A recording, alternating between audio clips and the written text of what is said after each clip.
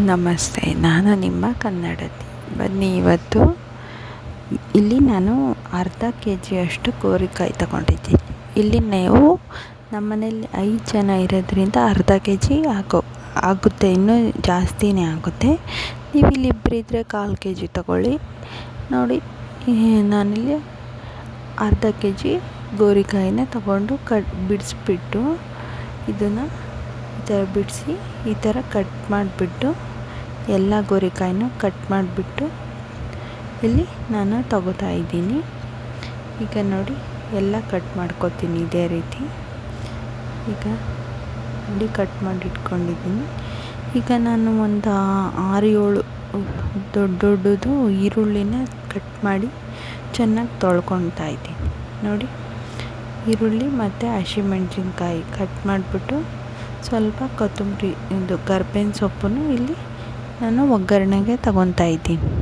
ನೋಡಿ, ಈರುಳ್ಳಿ ಜಾಸ್ತಿ ಹಾಕ್ಕೊಳ್ಳಿ, ಚೆನ್ನಾಗಿರುತ್ತೆ ಪಲ್ಯ.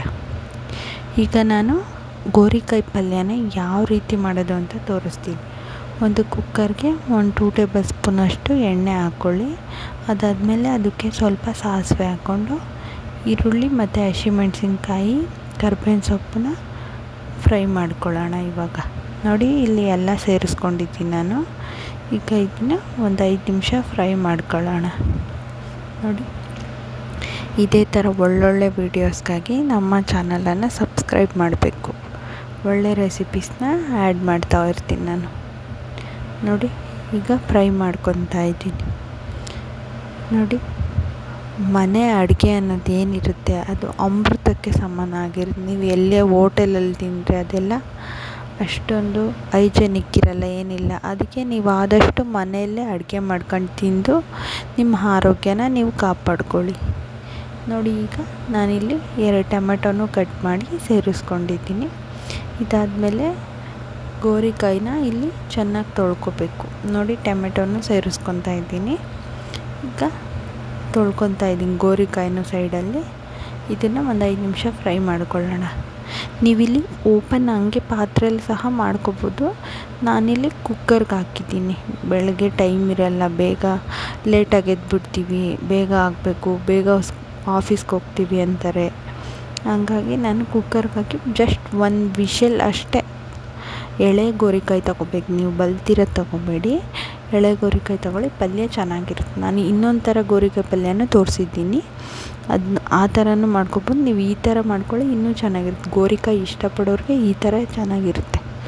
ನೋಡಿ, ಈಗ ಗೋರಿಕಾಯಿನೆಲ್ಲ ನಾನು ಸೇರಿಸ್ಕೊಂಡು ಅದಕ್ಕೆ 1 ಸ್ಪೂನು ಅರಿಶಿನನೂ ಹಾಕಿ ಚೆನ್ನಾಗಿ ಮಿಕ್ಸ್ ಮಾಡ್ಕೊತಾ ಇದ್ದೀನಿ. ನೋಡಿ, ನೀಟಾಗಿ ಮಿಕ್ಸ್ ಆಗಿದೆ. ಈಗ ಇದಕ್ಕೆ 2 ಟೇಬಲ್ ಸ್ಪೂನಷ್ಟು ಧನಿಯಾ ಪೌಡರ್ ಹಾಕ್ಕೊಳ್ಳಿ ಅಷ್ಟೇ. ಧನಿಯಾ ಪೌಡರ್ ಬಿಟ್ಟು ಇನ್ನೇನೂ ಹಾಕೋಂಗಿಲ್ಲ. ಧನಿಯಾ, ಉಪ್ಪು. ನೀವು ಖಾರ ಬೇಕು ಅಂದರೆ ಇನ್ನೊಂದು ಸ್ವಲ್ಪ ಖಾರದ ಪುಡಿ ಹಾಕೋಬೋದು. ನಾನಿಲ್ಲಿ ಹಸಿಮೆಣ್ಸಿನ್ಕಾಯಿ ಹಾಕಿರೋದ್ರಿಂದ ಖಾರ ಏನು ಹಾಕಿಲ್ಲ. ಈಗ ಅದನ್ನು ಮಿಕ್ಸ್ ಮಾಡಿಬಿಟ್ಟು ತೆಂಗಿನಕಾಯಿನ ಜಾಸ್ತಿ ಪ್ರಮಾಣದಲ್ಲಿ ಹಾಕಿ, ನಿಮಗೆ ಟೇಸ್ಟ್ ಬರುತ್ತೆ ಪಲ್ಯ.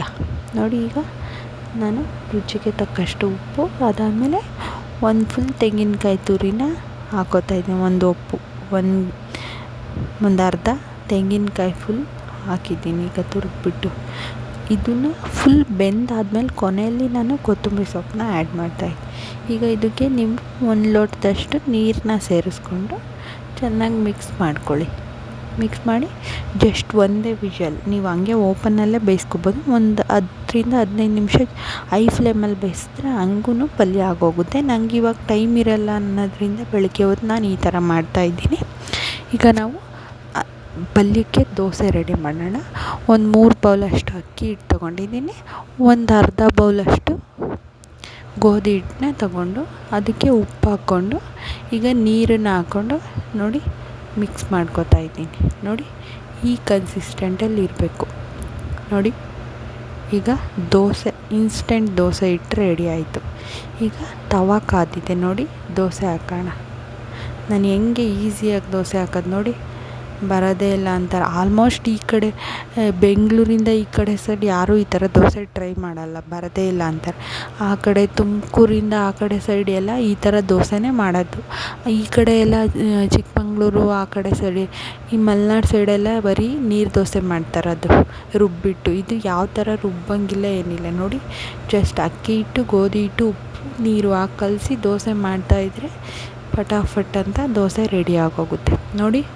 ಈಗ ದೋಸೆಗೆ ಒಂಚೂರು ತುಪ್ಪ ಹಾಕ್ಕೊಂಡು ಪಲ್ಯ ಹಾಕ್ಕೊಂಡು ತಿಂತಾಯಿದ್ರೆ 3-4 ದೋಸೆ ತಿಂತೀರ.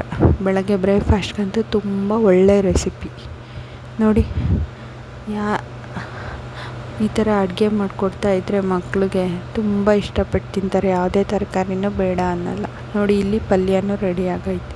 ಈಗ ಕೊನೆಯಲ್ಲಿ ನಾನು ಕೊತ್ತಂಬರಿನ ಆ್ಯಡ್ ಮಾಡ್ತಾಯಿದ್ದೀನಿ ನೋಡಿ. ಎಷ್ಟು ನೀಟಾಗಿ ಬೆಂದಿದೆ ಪಲ್ಯ. ಈಗ ನಾನು ಸರ್ವ್ ಮಾಡ್ತಾಯಿದ್ದೀನಿ ದೋಸೆ ಮತ್ತು ಪಲ್ಯ ಹಾಕಿ. ಇದೇ ಥರ ಒಳ್ಳೊಳ್ಳೆ ವೀಡಿಯೋಸ್ ಬೇಕಂದರೆ ನಮ್ಮ ಚಾನಲನ್ನು ಸಬ್ಸ್ಕ್ರೈಬ್ ಮಾಡಬೇಕು ನೋಡಿ. Thank you for watching.